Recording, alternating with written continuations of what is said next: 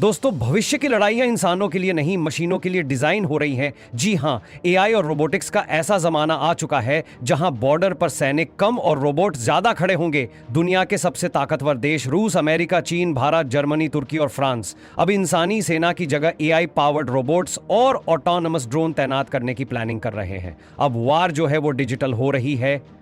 सोचिए, पहले एक पूरा टैंक ऑपरेट करने के लिए कई सैनिक लगते थे। अब सिर्फ एक बंदा अपने लैपटॉप से पूरी रोबोटिक आर्मी को कंट्रोल कर सकता है। ये नए जमाने की लड़ाई है जहां इंसान नहीं बल्कि एआई और मशीनें तय करेंगी कि कौन जीतेगा और कौन हारेगा। अब सवाल ये उठता है कि क्या ये बदलाव युद्ध को कम खतरनाक बनाएगा या और ज्यादा खौफनाक?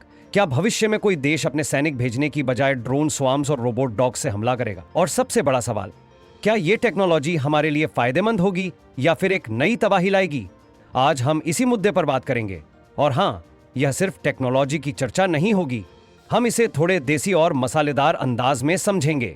तो चलिए बिना किसी देरी के शुरू करते हैं। अब अगर बात करें कि दुनिया में सबसे पहले मिलिट्री रोबोट्स को गंभीरता से किसने लिया, तो उसमें सबसे ऊपर नाम आता है रूस का। रूस ने एक ऐसा रोबोट तैयार किया है जो एक फुली ऑटोमेटेड असॉल्ट यूनिट की तरह काम कर सकता है। इसका नाम है ब्रातिश्का रोबोटिक प्लेटफॉर्म। ये एक छोटा लेकिन घातक रोबोट है जो खास तौर पर असॉल्ट ग्रुप्स की मदद के लिए डिजाइन किया गया है। ये ना सिर्फ फायर सपोर्ट देता है बल्कि इसमें ट्यूरेट माउंटेड वेपन सिस्टम भी लगा है, यानी बिना किसी इंसानी जान को खतरे में डाले दुश्मन को दूर से ही ठिकाने लगाया जा सकता है। अब रूस सिर्फ लड़ाई ही नहीं बल्कि लड़ाई के बाद के हालात को भी ध्यान में रख रहा है। इसी सोच के साथ उन्होंने BRG-A कैजुअलिटी एवैक्यूएशन रोबोट बनाया है। जब जंग के मैदान में सैनिक घायल हो जाते हैं तो इस रोबोट को भेजा जाता है उन्हें सुरक्षित बाहर निकालने के लिए। यह लगभग 250 किलो तक का भार उठा सकता है और इसे 700 मीटर तक रिमोट से कंट्रोल किया जा सकता है। अब चलिए रूस से निकलकर चलते हैं चीन की ओर, क्योंकि भाई जब टेक्नोलॉजी की बात आती है तो चीन तो हर चीज में कॉपी पेस्ट करने का मास्टर है। लेकिन इस बार इन्होंने सिर्फ कॉपी नहीं किया बल्कि एक कदम आगे बढ़कर ऐसे रोबोट तैयार किए हैं जो इंसानों से भी ज्यादा खतरनाक साबित हो सकते हैं। Robotic wolves. जी हाँ, सुनने में नाम थोड़ा फिल्मी लगता है लेकिन असलियत में ये पूरी तरह से एआई ड्रिवन किलर रोबोट्स हैं। इन्हें इस तरह डिजाइन किया गया है कि ये झुंड में ऑपरेट कर सकते हैं जैसे जंगल में भेड़िए करते हैं। इनके अंदर इंटेलिजेंट ऑटोमेशन सिस्टम है जो खुद से तय कर सकता है कि कहां और किस तरह मूव करना है। कुछ रोबोटिक वोल्व्स में असॉल्ट वेपन भी फिट किए गए हैं जिससे ये सीधे मुकाबले में उतर सकते हैं। और अगर आपको लगता है कि बस यही काफी है तो रुकिए, चीन का असली ट्रम्प कार्ड है ड्रोन स्वार्म टेक्नोलॉजी। ये ऐसे ड्रोन्स का झुंड है जो पंथियों की तरह एक साथ उड़ते हैं और फिर अचानक पूरे इलाके पर हमला कर सकते हैं। इनकी सबसे खतरनाक बात यह है कि इन्हें एक बार छोड़ दिया जाए तो ये एआई की मदद से खुद ही दुश्मनों को पहचान सकते हैं और हमला कर सकते हैं। मतलब इंसान को बीच में दखल देने की जरूरत ही नहीं। अब बात करते हैं अमेरिका की, जो इस फील्ड में हमेशा से आगे रहा है। अमेरिका की मिलिट्री रोबोटिक्स टेक्नोलॉजी इतनी एडवांस हो चुकी है कि अब ये सिर्फ ग्राउंड रोबोट्स नहीं बना रहे बल्कि fully autonomous AI fighter jets पर काम कर रहे हैं।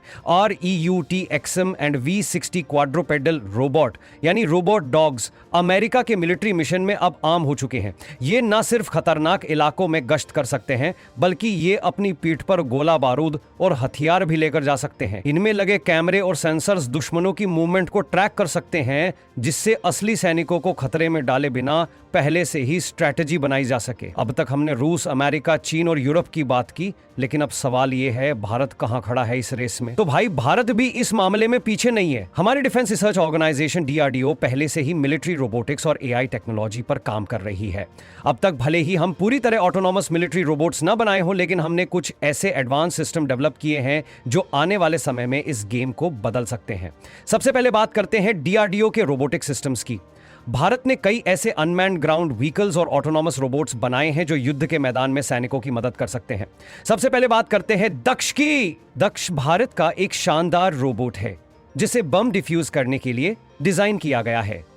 दक्ष के अंदर एक रोबोटिक आर्म है जो किसी भी संदिग्ध विस्फोटक डिवाइस को उठाकर उसे डिफ्यूज कर सकता है।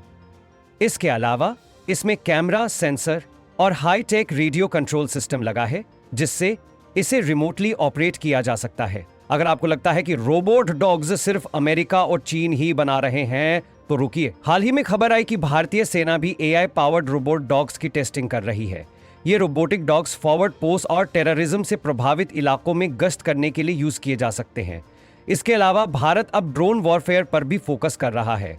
हमारी सेना अब स्वदेशी SWB ड्रोन्स डेवलप कर रही है जो एक साथ सैकड़ों की संख्या में उड़ सकते हैं और दुश्मन के ठिकानों पर हमला कर सकते हैं। दोस्तों, अब असली सवाल यह है कि AI टेक्नोलॉजी युद्ध को किस हद तक बदल सकती है। AI की ताकत कैसे जंग को आसान बना सकती है। AI को मिलिट्री में इंटीग्रेट करने का सबसे बड़ा फायदा यह है कि अब युद्ध सिर्फ ताकत का खेल नहीं रहा, बल्कि ये पूरी तरह से डेटा और ऑटोमेशन पर शिफ्ट हो चुका है। मतलब अब दुश्मन की मूवमेंट को पहले से प्रिडिक्ट किया जा सकता है, अटैक को ऑटोमेट किया जा सकता है और सबसे अहम बात, लड़ाई में इंसानों की मौत को कम किया जा सकता है।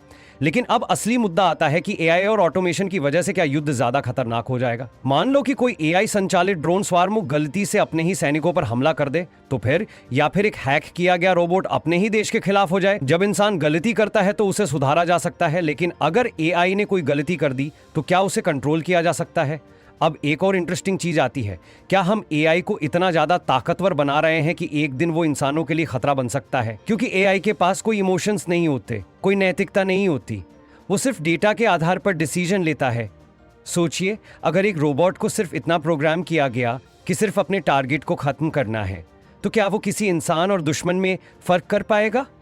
क्या हम उसे ऑर्डर देंगे या एक समय बाद वो खुद अपने फैसले लेने लगेगा। पेंटागन, रूस और चीन पहले से ही फुल ऑटोनॉमस ड्रोन और बॉट्स पर काम कर रहे हैं जो बिना इंसानी इंटरवेंशन के खुद दुश्मनों को पहचान कर मार सकते हैं। तो दोस्तों, ये तो थी युद्ध के मैदान की बात, लेकिन मिलिट्री रोबोट्स और AI का इस्तेमाल सिर्फ फाइटिंग के लिए नहीं बल्कि और भी कई चीजों के लिए हो सकता है। जैसे कि सोल्जर्स की ट्रेनिंग में AI और वर्चुअल रियलिटी का इस्तेमाल अब सैनिकों की ट्रेनिंग के लिए भी किया जा रहा है ताकि वो रियल वॉरफेयर सिचुएशंस को बिना असली जंग में जाए समझ सकें। AI अब साइबर वॉरफेयर में भी इस्तेमाल हो रहा है, यानी सिर्फ फिजिकल अटैक्स नहीं, अब हैकिंग और डेटा मैनिपुलेशन के जरिए भी दुश्मनों को हराया जा सकता है। रेस्क्यू ऑपरेशंस में जर्मनी और अमेरिका ने ऐसे रोबोट्स और ड्रोन बनाए हैं जो जंग के मैदान से घायलों को निकालने का काम करेंगे। इससे मेडिकल टीमें बिना खतरे में पड़े बचाव कार्य कर सकेंगी। अब सबसे बड़ा सवाल, आने वाले 10-15 सालों में ये टेक्नोलॉजी कहां तक पहुंचेगी। क्या AI और रोबोट्स हर आर्मी में होंगे। अगर मौजूदा ट्रेंड देखें तो साफ दिखता है कि 2030 तक युद्ध के 50% से ज्यादा हिस्से में AI और ऑटोमेटेड रोबोट्स का ही इस्तेमाल होगा, यानी पूरा का पूरा युद्ध रोबोट्स और ड्रोन के हाथ में होगा। इंसानों का रोल सिर्फ निगरानी और कंट्रोल करने तक सीमित रहेगा। अब जंग सिर्फ गोला बारूद से नहीं बल्कि डेटा और AI एल्गोरिदम से लड़ी जाएगी। जो भी देश इसमें आगे रहेगा वही वर्ल्ड सुपर पावर बनेगा। एक सबसे बड़ी बहस यह भी होगी कि AI को कितना कंट्रोल दिया जाना चाहिए। क्या इंसानों को हमेशा AI के ऊपर एक किल स्विच रखना चाहिए ताकि अगर कभी कोई रोबोट बेकाबू हो जाए तो उसे रोका जा सके। अब सवाल आपसे, क्या आपको लगता है कि AI पावर्ड मिलिट्री टेक्नोलॉजी दुनिया को सेफ बनाएगी या और ज्यादा खतरनाक बना देगी। क्या इंसानों को AI पर पूरी तरह निर्भर होना चाहिए या हमें इसे लिमिट में रखना चाहिए। कमेंट करके अपनी राय जरूर बताइए और यदि आपको अपने देश पर गर्व है तो कमेंट्स में जय हिंद लिखना ना भूलें।